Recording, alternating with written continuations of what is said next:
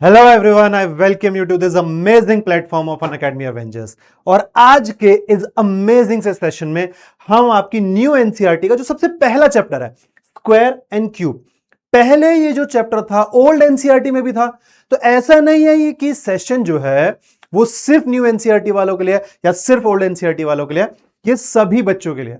और वो बच्चे जिनके स्कूल में प्राइवेट पब्लिशर भी हैं वो भी इस चैप्टर को पढ़ सकते हैं, कंप्लीटली समझेंगे, कुछ क्वेश्चंस भी करेंगे और लास्ट में एक ऐसा सरप्राइज मैं आप लोगों के लिए लेके आने वाला हूं। तो लास्ट तक थोड़ा सा बने रहना, कुछ इंपॉर्टेंट क्वेश्चंस भी कराऊंगा, प्रॉपर्टीज भी समझाऊंगा। बहुत ही इजी तरीके से 15 मिनट के अंदर कोशिश करेंगे कि इसको हम खत्म कर लें। ठीक है, तो लास्ट तक भाई बने रहना। और टाइमर मैं खुद को चैलेंज दे रहा हूं भाई, 15 मिनट के अंदर इतना बड़ा चैप्टर जो कि चुटकियों में हम समझेंगे। ठीक है, यहां पे मैंने खुद के लिए टाइमर लगा दिया है और ये टाइम आप यहां पे देखते रहा। तो सबसे पहली चीज, आखिरकार स्क्वायर होता क्या है? भाई स्क्वायर एक शेप होती है, सबने पढ़ा एक स्क्वायर शेप होती है।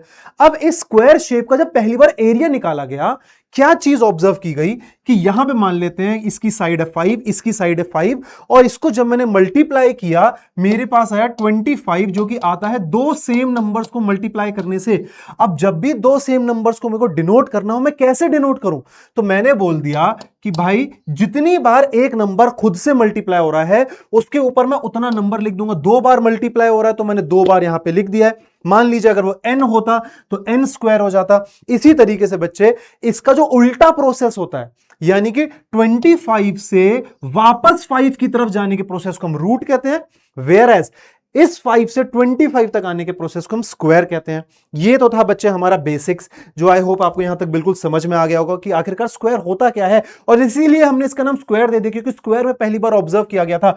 सपोज मेरे पास a है, a से a मल्टीप्लाई होगा, मेरे पास a स्क्वायर आ जाएगा। और अगर मैं इस a स्क्वायर का यहां पे रूट कर देता हूं तो वापस मेरे पास a आ जाएगा। ये हो जाता है मेरे पास स्क्वायर रूट। अब ऐसे नंबर्स जो दो सेम नंबर के प्रोडक्ट से बने हैं वो कहलाते हैं परफेक्ट स्क्वायर। मैं परफेक्ट स्क्वायर को शॉर्ट फॉर्म में पीएस यहां पे लिख दूंगा, जैसे कि 1 into 1, 2 into 2 4, 3 into 3 4 into 4, 5 into 5 6 into 6। ये मेरे परफेक्ट स्क्वायर कहलाते हैं। और परफेक्ट स्क्वायर पहचानने का क्या तरीका होता है? इनका प्राइम फैक्टर्स कर लो। हर factor even number of time बार आएगा। सिर्फ इतनी सी बात याद रखनी है कि हर नंबर जो है मेरा इवन नंबर ऑफ टाइम्स आएगा। अब ये है मेरा स्क्वायर टेबल। एटलीस्ट मैं ये तो एक्सपेक्ट करूंगा कि 20 तक आप लोगों को नंबर्स जो है वो याद होने चाहिए। लेकिन इसकी मैं आपको ट्रिक भी बताऊंगा, जो कि है एक यूनिट डिजिट के थ्रू। यूनिट डिजिट के थ्रू मतलब 1 से यूनिट डिजिट 1 आएगा, फिर से देखो यहां से यूनिट डिजिट 1 ही आएगा, 2 से 4 आएगा, यहां पे यूनिट डिजिट 2 है तो यहां पे भी 4 आएगा। ये पूरा पैटर्न मेरा लास्ट तक हर नंबर तक फॉलो होगा। यानी अगर मैं इनको याद कर लूं सिर्फ, तो मुझे आगे आने वाले किसी भी नंबर का यूनिट डिजिट पता होगा। यानी कि कुछ ऐसे भी नंबर्स होंगे जो यूनिट डिजिट में कभी नहीं आ रहे। अगर वो यूनिट डिजिट में कभी नहीं आ रहा है, जैसे कि 2, 3, 7 और 8, ये कभी भी किसी के परफेक्ट स्क्वायर के यूनिट डिजिट नहीं बनते।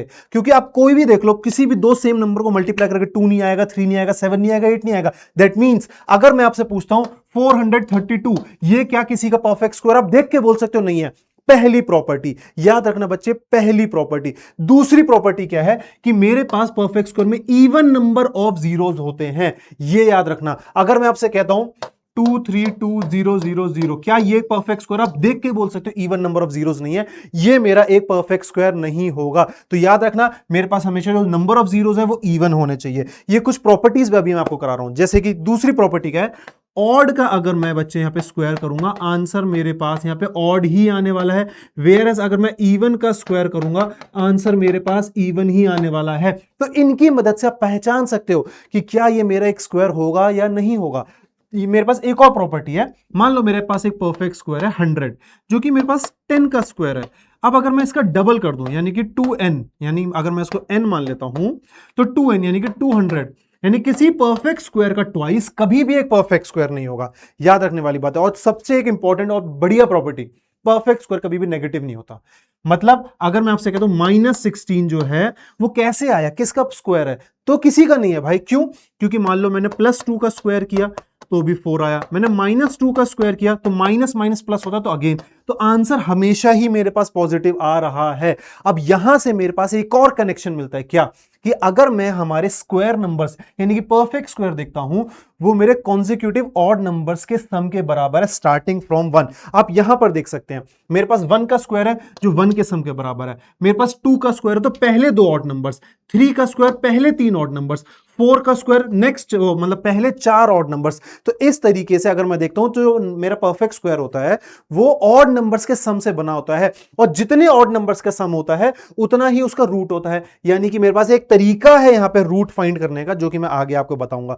अब परफेक्ट स्क्वायर पहचानने का तरीका क्या है? सक्सेसिव सब्ट्रैक्शन, यानी जो यहीं से बना है मुझे देखना है 6 का स्क्वायर यानी कि 36, क्या ये मेरा एक परफेक्ट स्क्वायर है और इसका स्क्वायर रूट क्या होगा? तो मैंने एक एक करके ऑड नंबर सब्ट्रैक्ट करने शुरू कर दिए, क्योंकि ये तो 6 ऑड नंबर से बना है। तो जैसे ही मैं 6 ऑड नंबर सब्ट्रैक्ट करूंगा, लास्ट में 0 आ गया तो ये परफेक्ट स्क्वायर है, और जितने ऑड नंबर सब्ट्रैक्ट हुए ये उतने का स्क्वायर था। तो ये हो गया हमारा पहला मेथड। दूसरा मेथड है एस्टिमेशन।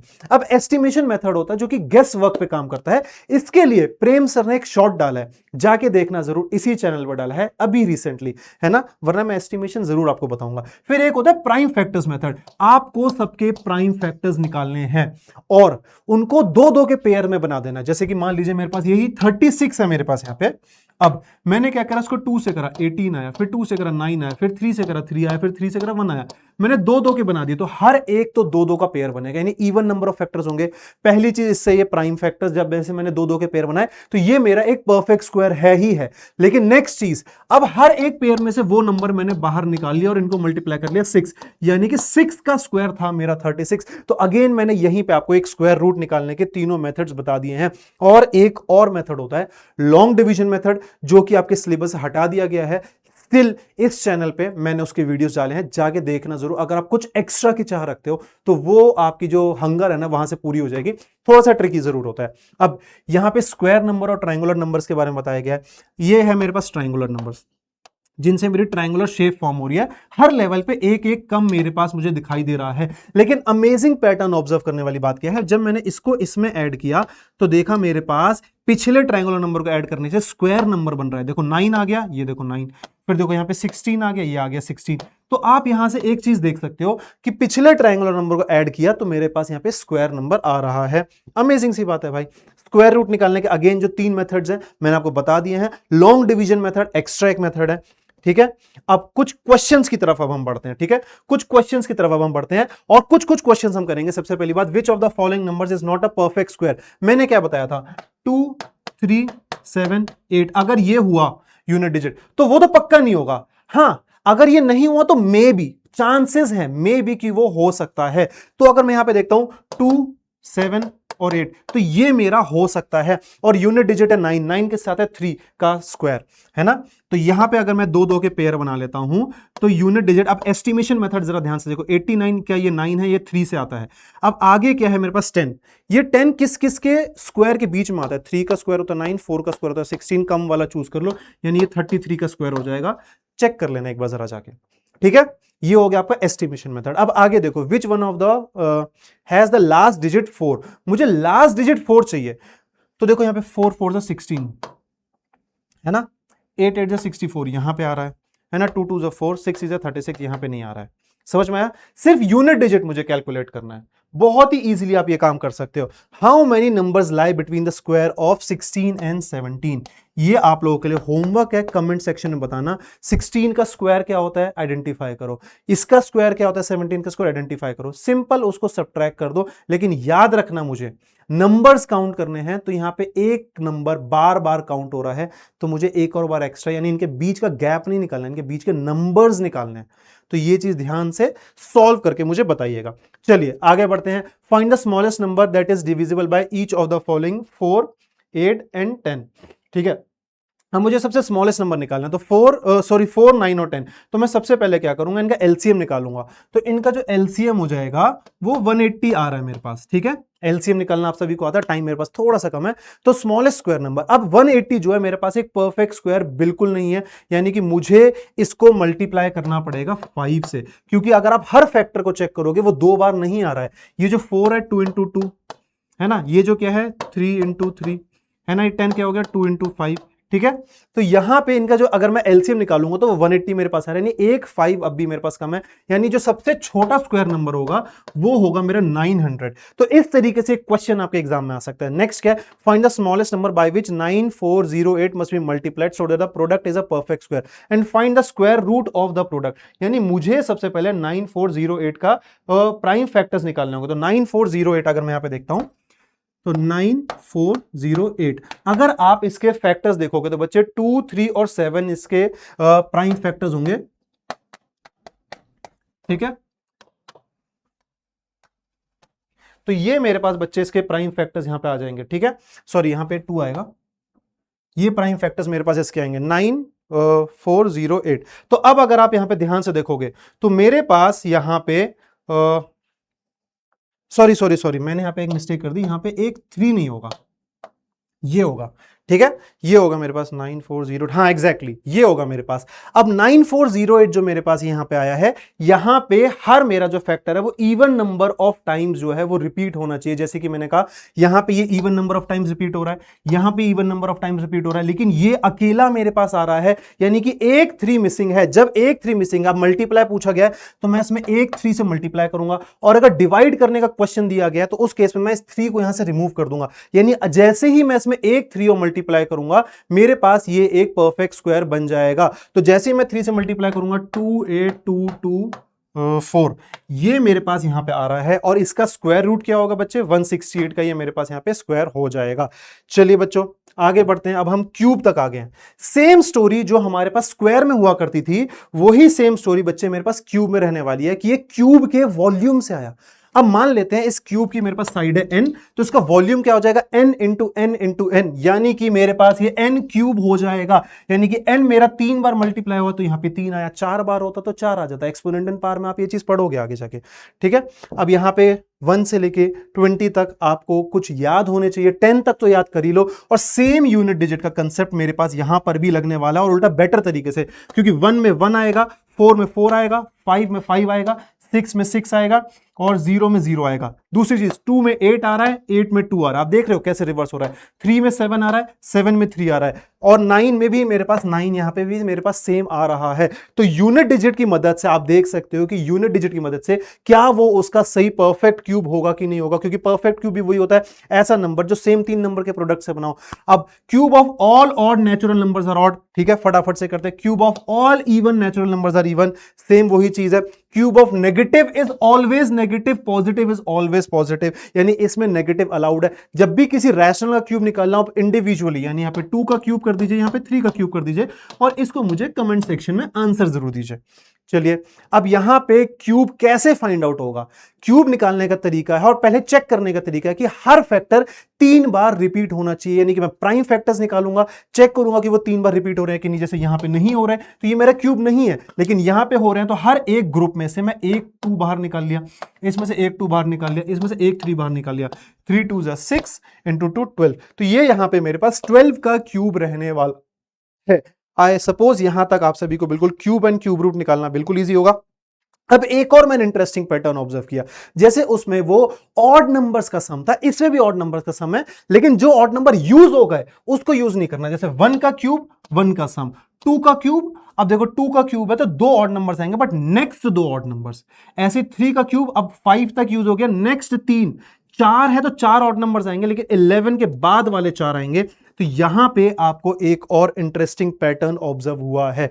क्यूब रूट निकालने के 2 तरीके हैं, पहला एस्टिमेशन जैसा मैंने पहले कराया था, दूसरा प्राइम फैक्टर्स जो मैं आपको अभी अभी जस्ट कराया है, इसकी मदद से आप लोग फाइंड आउट कर सकते हो। और याद रखना बच्चे, क्यूब रूट का आपका सिंबल जो होता है सेम इस तरीके से, बस यहां पे 3 लिखा होता है। स्क्वायर में आप यहां पे 2 लिखो नहीं लिखो फर्क नहीं पड़ता है, लेकिन यहां पे 3 लिखना जरूरी होता है, क्योंकि वो एक तरीके से डिफरेंशिएट करता है।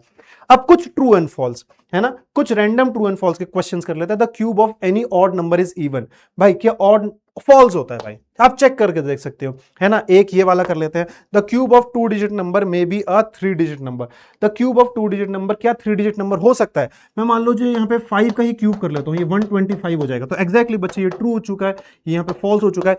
इन 2 क्वेश्चंस को मुझे कमेंट सेक्शन में आंसर देना। कुछ कुछ जो क्वेश्चंस है ना बच्चे, ये आपकी एनसीईआरटी से ही हैं, इसलिए जैसे कि मैंने कहा कि आपकी एनसीईआरटी जो है वो यहां पे आपके लिए काफी ज्यादा इंपॉर्टेंट रहने वाली है।